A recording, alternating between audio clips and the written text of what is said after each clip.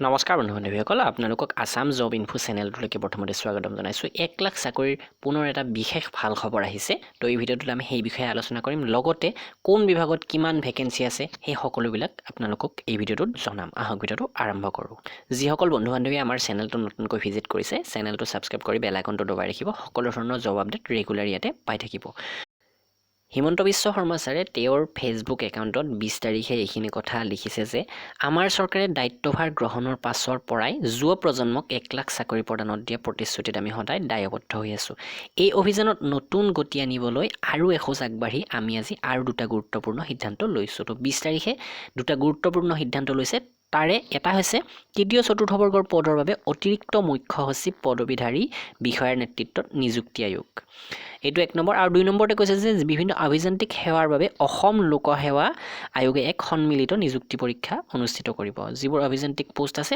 engineer বা তেনেকুৱা সেইবিলাকৰ কাৰণে পৰীক্ষা অনুষ্ঠিত কৰিব অসম লোক সেৱা আয়োগে আৰু তৃতীয় চতুৰ্থ বৰ্গৰ যিবোৰ পোষ্ট আছে সেইবিলাকৰ কাৰণে নিযুক্তি আয়োগ আছে য'ত অতিৰিক্ত মুখ্য সচিবে দায়িত্বভাৰ লৈছে আৰু লগতে এইবিলাক পদৰ নিযুক্তিৰ বিভিন্ন যোজা আগবাঢ়িছে তো এই ক্ষেত্ৰত বিভিন্ন ক্ষেত্ৰৰ পৰা গম পোৱা গৈছিল যে সকলোবিলাক পদৰ কাৰণে এটা বিশেষ পৰীক্ষা অনুষ্ঠিত কৰিব তো হেতু কিমান দূৰ হয় গৈ পিছত আমি গম পাম কিন্তু যিয়ে নহওক সেই বিষয়ে যথেষ্টখিনি আলোচনা চলি আছে ভিতৰি আৰু সেইবিলাকৰ কম দিনৰ ভিতৰত নোটিছ আহিব বুলি আমি আশা ৰাখিছো যিহেতু অলৰেডি বিভিন্ন ধৰণৰ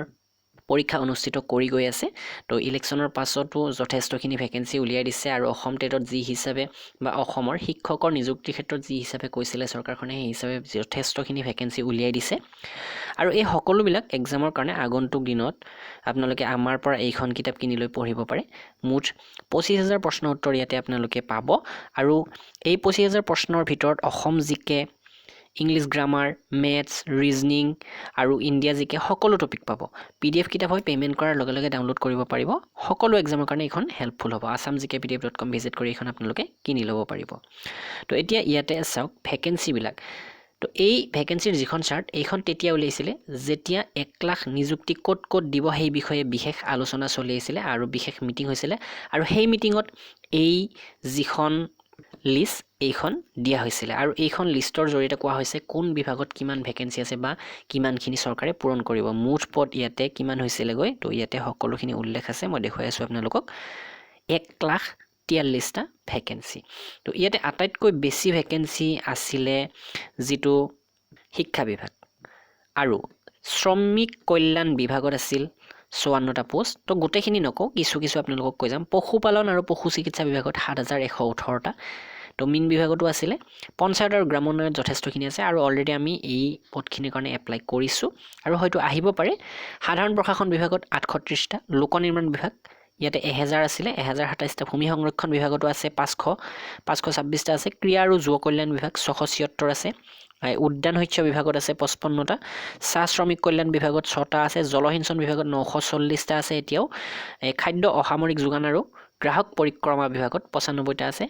সংখ্যালঘু কল্যাণ আৰু উন্নয়ন বিভাগত 36টা চৰাঞ্চল উন্নয়ন বিভাগত 20টা পাৰ্বত্য অঞ্চল উন্নয়ন বিভাগত আছে 605টা সচিবালয় প্ৰশাসন বিভাগত আছে 606টা তথ্য আৰু জনসংযোগ বিভাগত 107টা ভৈয়াম জনজাতি আৰু পিছপৰা শ্ৰেণী কল্যাণ বিভাগত আছে 348টা পৰিবহণ বিভাগত 1001টা বন আৰু পৰিৱেশ বিভাগত 1379টা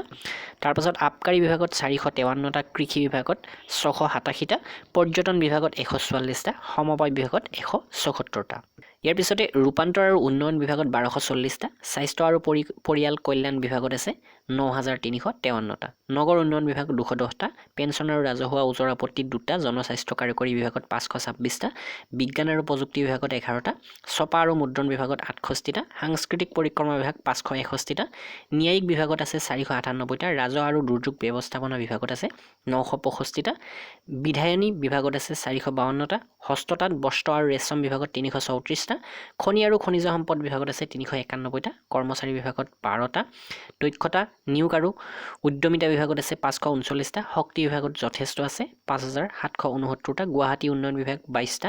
সমাজ কল্যাণ বিভাগত 470টা গৃহ আৰু ৰাজনৈতিক বিভাগত আছে 18096টা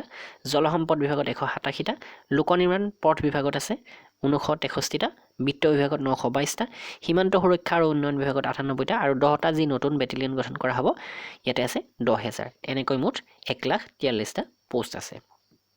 তো এই সকলোখিনি তথ্য চাবলৈকে আমাৰ ৱেবছাইটলৈকে আপোনালোকে আহিব পাৰে ডেছক্ৰিপশ্যনত লিংক দি দিছোঁ আৰু এই ভিডিঅ'ত আমি যিমানখিনি সম্ভৱ আলোচনা কৰিলোঁ কি ধৰণৰ ভেকেঞ্চি আছিলে কোনটো বিভাগত কি ভেকেঞ্চি আছিলে আৰু আগন্তুক যেতিয়া এইলৈ ন'টিচ আহিব বা বিভিন্ন ধৰণৰ খবৰ আহিব আপোনালোকে আমাৰ চেনেলটোত লাভ কৰিব তো ভিডিঅ'টো লাইক কৰিব শ্বেয়াৰ কৰিব ধন্যবাদ